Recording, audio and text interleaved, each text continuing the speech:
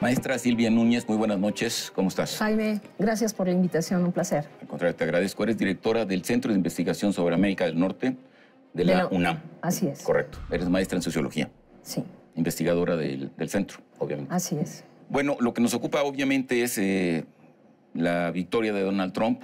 Hay quien está hablando incluso de que hay una especie de, creo que fue el The Economist en 2 artículos que habla de una especie de cambio de régimen, ¿no? Fue una elección inusual por la candidatura de Trump, tú podrás añadir a lo mejor otros elementos, y el resultado también es inusual por los efectos que esto va a tener. Pero comencemos por eso. ¿Cómo observas tú este cambio en Estados Unidos? ¿Es producto de qué? Yo lo veo más allá del orden estrictamente político y de los factores económicos.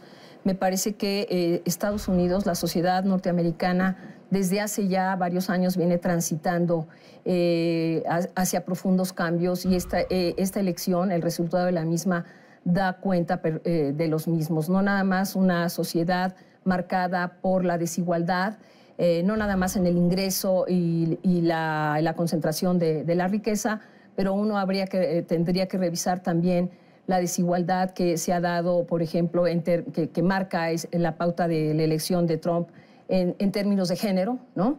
Y también en términos raciales. Si habíamos creído que por la elección del primer presidente negro en los Estados Unidos, la nación estadounidense en su conjunto había avanzado lo suficiente en el tema racial, bueno, pues lo que ha sucedido en esta ocasión es que se aplicó la tercera ley del movimiento de Newton, que señala que a cada acción corresponde una reacción de igual magnitud, pero en el sentido contrario. Es decir, la elección de Donald Trump nos manifiesta de alguna manera esta circunstancia. Muy bien, entonces me parece muy interesante lo que dices. Es una elección que está atravesada por elementos económicos, obviamente. Bueno, Donald Trump está en contra de la globalización, en contra del Tratado de Libre Comercio, etcétera. Pero también es una elección, así lo planteó la candidata Hillary Clinton, donde el asunto de género era muy relevante y el asunto de la diversidad en Estados Unidos era el otro punto complementario. Así es. Y frente a esto, Trump construyó un discurso aglutinando, hasta donde me doy cuenta yo, fundamentalmente a la mayoría blanca, particularmente a los hombres, pero también a las mujeres. Sí. Y esto creó un clivaje, así se puede decir, donde, bueno, finalmente la gran apuesta y el gran triunfo de Trump, pues es que su idea o su apuesta funcionó. Yo creo que Donald Trump y su equipo tenían perfectamente mapeado en dónde estaba un porcentaje importante del resentimiento social. Por ejemplo, el caso de los pobres blancos. Se hablaba mucho de la pobreza entre las minorías, pero se dejó a un lado el tema de la pobreza de los blancos, ¿no? Que siempre ha estado presente en la sociedad de los Estados Unidos, pero que desde mi punto de vista, durante mucho tiempo, el propio pensamiento dominante de aquella nación ocultaba. Acuérdense que Estados Unidos vivía al interior de una sociedad de la abundancia. Y estos indicios de cómo crecía la pobreza en aquel país los pudimos ver, por ejemplo, cuando viene el huracán Katrina hace unos años, ¿no? Entonces este fue el momento, de alguna manera, de la revancha política de una mayoría silenciosa, podría yo decirlo. Claro, y el elemento racial parece también ser muy relevante, lo que tú mencionas de la tercera ley de Newton, ¿no? Esta presidencia de Obama, que fue notable, digo, por los 8 años que duró en el cargo, y que además creó una coalición que le permitió llegar, también creó efectivamente un rechazo, bueno, que se manifestó claramente en el Tea Party del Partido Republicano, y ahora seguramente en esto, ¿no? Es una reacción ante esto, ante un presidente negro en Estados Unidos. Claro, Jaime. Nada más déjame darte un dato que me parece que es interesante que la audiencia conozca. El tema del racismo en Estados Unidos está ahí y está muy a flor de piel. La Suprema Corte de Justicia de los Estados Unidos fue hasta el año 1967 donde vota en favor de los matrimonios interraciales. Hasta entonces, muchos de los estados sureños tenían una serie de mecanismos para impedirlos. y también tenían como resultado estas políticas de exclusión, que los hijos de los matrimonios interraciales entre blancos y negros, por ejemplo, no eran considerados bastardos y no tenían derecho a heredar. Y esto es en el año de 1967. Entonces, han pasado en realidad muy pocos años y el racismo institucionalizado en aquel país, bueno, le ha funcionado prácticamente a toda la sociedad blanca en su conjunto, incluso a aquellos que suelen decir que ellos no tienen prejuicios raciales. En la campaña de Trump había este lema de Make America Great Again, ¿no? Y alguien la tradujo aquí en México como Make America White Again. A mí me da la impresión, pero quiero tu comentario, tu opinión, de que hay una especie como de intención de limpieza racial en el proyecto de Trump, y que esta limpieza racial pasa por justamente la deportación de esta minoría hispana, que obviamente tiene origen mexicano o es mexicana, porque tenía una tasa de crecimiento mucho más elevada que las otras minorías. Incluso llegó a decir en algún momento de su campaña que él era la última esperanza de que pudieran elegir un presidente republicano, le hace blanco, anglosajón y protestante, porque el panorama político y social se estaba transformando radicalmente. Es decir, había que contener esto, y lo va a hacer, aparentemente. Creo que es mucho más complejo que esto. No podría yo hacer una afirmación contundente de que el proyecto que encabeza Donald Trump sea exclusivamente, esté dirigido y vaya a ser legitimado por los blancos. Vamos a ver el número de votantes latinos que también hubo ahí, y un porcentaje muy pequeño, pero sí también de afroamericanos.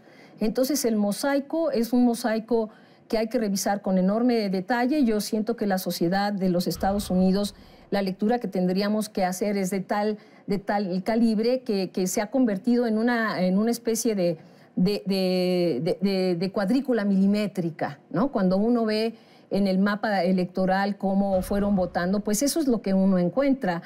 Y entonces hay que revisar que los estadounidenses votan en torno al contexto que les es muy inmediato, que ha venido pasando. Por ejemplo, este es el caso muy claro de los votantes del estado de Michigan, que solían ser demócratas y que en esta ocasión, claro, por un porcentaje relativamente pequeño, ¿no? 10,000, pasaron a convertirse en un estado que votó republicano, ¿no? Por el tema de cómo está articulado el voto del colegio electoral en Estados Unidos. Ahora, el ascenso de Trump, bueno, Trump es un personaje muy claro, es un empresario, y además es un tipo muy desparpajado, un barbaján, como dice por ahí hoy Cuauhtémoc Cárdenas, creo que con una definición muy precisa. Pero hay en torno de Trump personajes como Stephen Bannon, que sí tiene una carga ideológica y una visión ideológica muy clara, que es un racista, antisemita, y que ha sido ahora ya designado con un cargo muy importante, asesor del nuevo presidente, de tal manera que esto perfila un gobierno pues con este tipo de proyecto, ¿o no?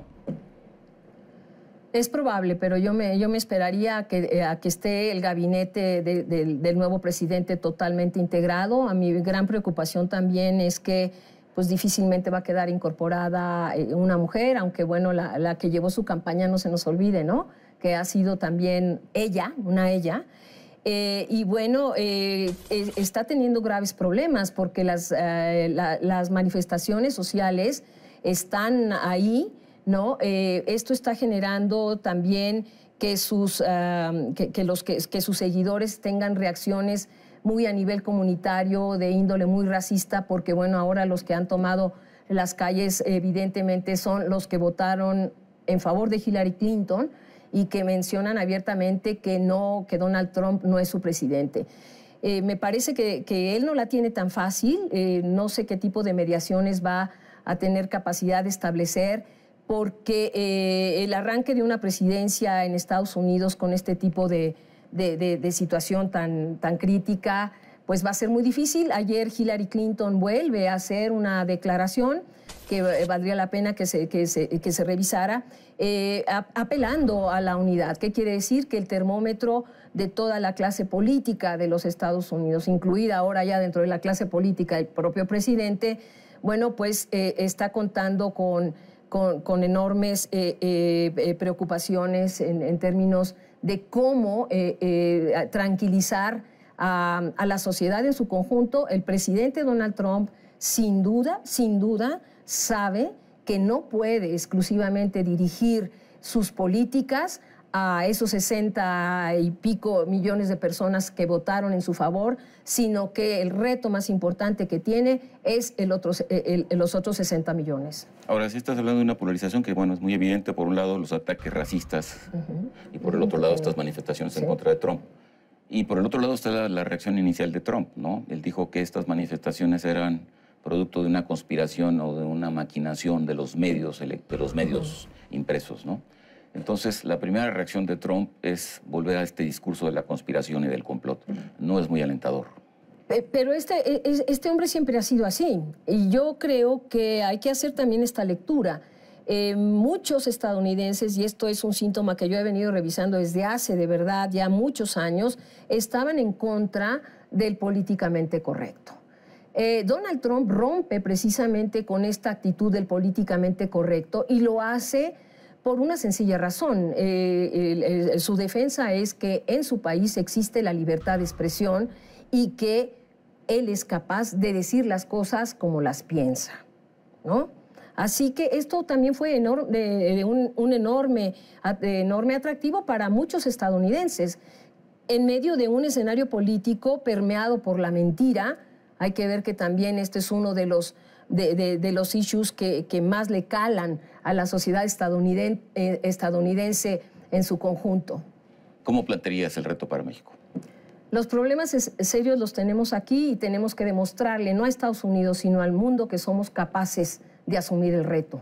Esta es la gran oportunidad que tenemos los mexicanos, sobre todo para trabajar en unidad, en un escenario que además políticamente en el ámbito doméstico se presenta ya muy difícil. Entonces no podemos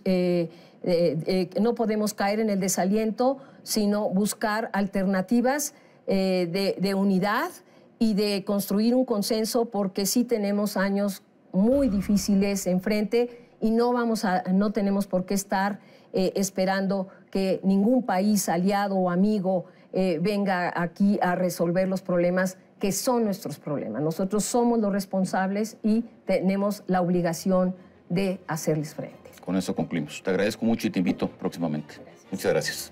Un placer. Hasta luego. En Contexto, buenas noches. Hasta la próxima semana.